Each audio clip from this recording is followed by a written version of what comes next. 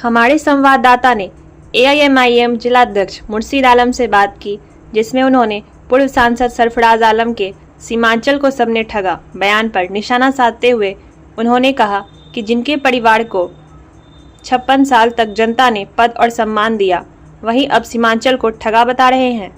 सवाल उठता है कि आपने और आपके परिवार ने सीमांचल के विकास के लिए क्या किया। आगे उन्होंने कहा, एआईएमआईएम अध्यक्ष असदुद्दीन ओवैसी के नेतृत्व में सीमांचल में राजनीतिक बदलाव तय है। 2025 विधानसभा चुनाव में एआईएमआईएम सीमांचल के हक और हुकूक की लड़ाई मजबूती से लड़ेगी।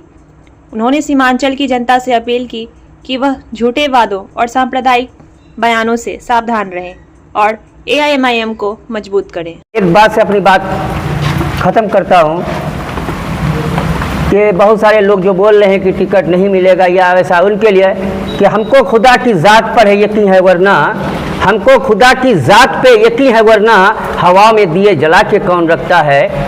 वो अपने बच्चों को खिलाकर फिर खाते हैं, ऐसे फिक्र परिंदों में कौन रखता है। अच्छा, क्या नाम है भाई साहब का? मोहम्मद अंसर आलम। क्या कहते हैं जोकी विधानसभा के बारे में? जोकी विधानसभा के बारे में यही कहना चाहते हैं हम कि अगर मुर्शीद आलम साहब का मतलब ताकतवर अगर नहीं होते, अगर उसमें काबिलियत नहीं होता तो 5 टर्म से मुखिया नहीं होते जो पंचायत से। और हर पब्लिक और पूरे 26 पंचायत का यही आवाज़ है कि मुर्शीद आलम यहाँ से खड़ा हो और बीते हुए जो भी गुजरा हुआ परेशानी है उस परेशानी को दूर करेंगे हमारे मजलिस के जिला अध्यक्ष जनाब मुर्शीद आलम साहब। जोकीहाट विधानसभा में क्या युवा है और किस दृष्टि से देखते हैं, कैसा यहाँ का चुनाव का माहौल रहा? जी, यहाँ का चुनाव का माहौल तो बहुत बेकार है जी। क्या बताएं कि पिछली बार जो हम नौजवान जितने भी युवा थे, हमने सबको एआईएमआईएम का बैरिस्टर असदुद्दीन ओवैसी को हम सब ने चुना। हमने ये सोचा कि सीट चाहे किसी को भी दे, हम वोट उसी को देंगे, लेकिन उन्होंने हमारे साथ इतनी बड़ी गद्दारी की है कि आज के वक्त ये जो नौजवान समझ चुका है कि शहनवाज क्या है ना, उसको तो बिल्कुल भी वोट नहीं मिलना चाहिए। और जो अभी हमारे जो नए लीडर के तौर से देखा जा रहा है कि मुर्शीद मुखिया, मैं तो बिल्कुल नया हूँ, लेकिन मैं पिछले जब से बिहार पकड़ा हूँ 2018 में, तब से सुन रहा हूँ कि हमारे इलाके में एक ऐसा मुखिया है जो पिछले 25 साल से इलेक्शन लगातार जीतते हुए आ रहे हैं। ये बहुत गर्व की बात है ना।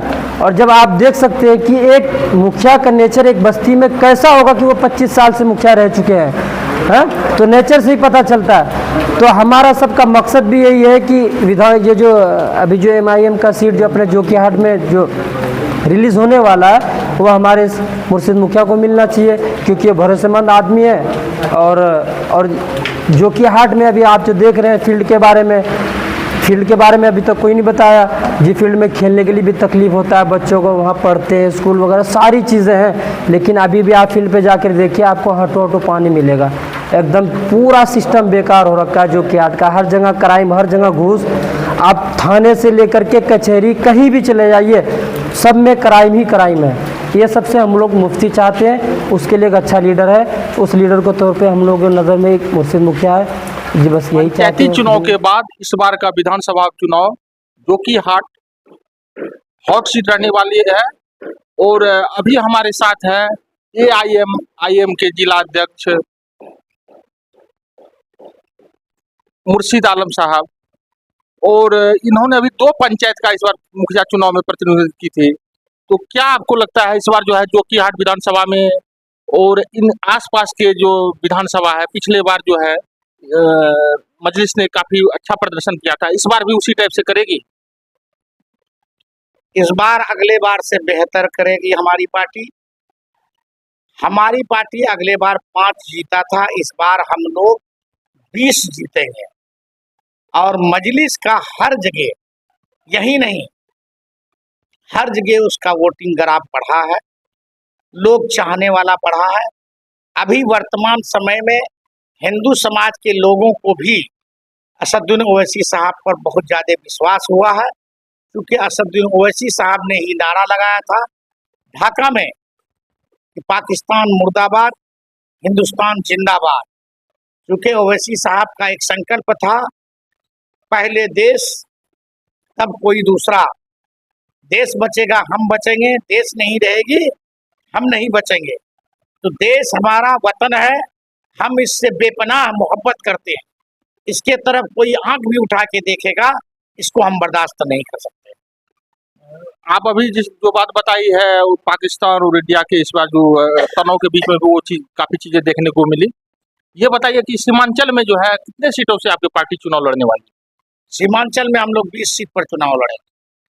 और यहाँ से जो है आपके दावेदारी है जोकीहाट विधानसभा से?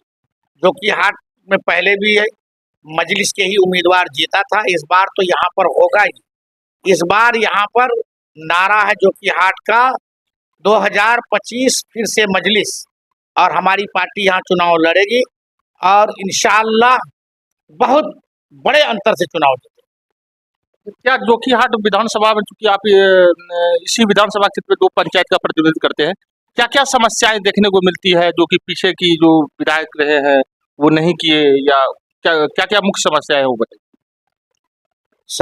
समस्या तो इतना है कि आपको गिनाने से गिनेगा नहीं। देखिए, स्वास्थ्य का है, शिक्षा का है, रोड का है, ब्लॉक का है, हर तरह की परेशानी है। और अफसोस इस बात का है कि कुछ रोड पंचायतों में प्रधानमंत्री में चले जाने से उसको हम लोग बनाने से असमर्थ हैं, और वर्तमान विधायक बना नहीं सकता, उसकी जर्जर स्थिति है, मेंटेनेंस नहीं हो रहा है, पंचायत भी बनाने से वंचित है और लोग सुख सुविधा से भी वंचित है।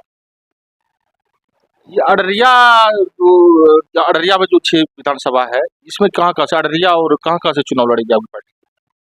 वर्तमान में तो देखिए 2 विधानसभा जो है अररिया और जोकीहाट, तय है कि चुनाव लड़ना ही लड़ना है।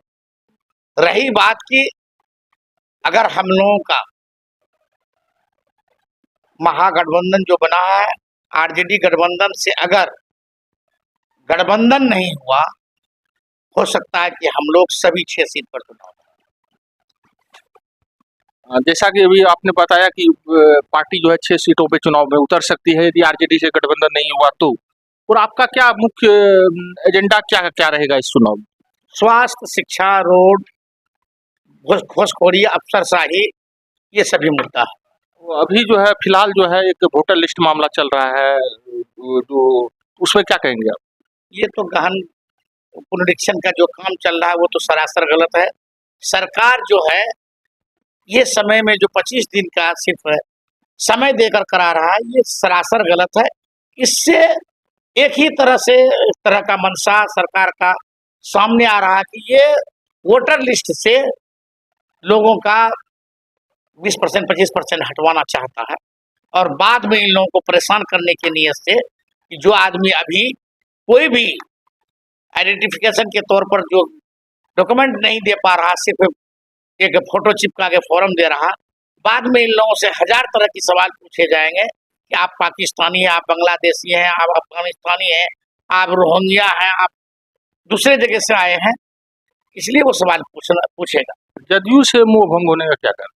जदयू से मोह भंग का कारण है कि जदयू भी अब पूर्ण रूपेण बीजेपी हो चुकी है, और बीजेपी का जो एक ही एजेंडा है कि मुसलमान को परेशान करो, मुसलमान को के खिलाफ बोलो और वोट पाओ।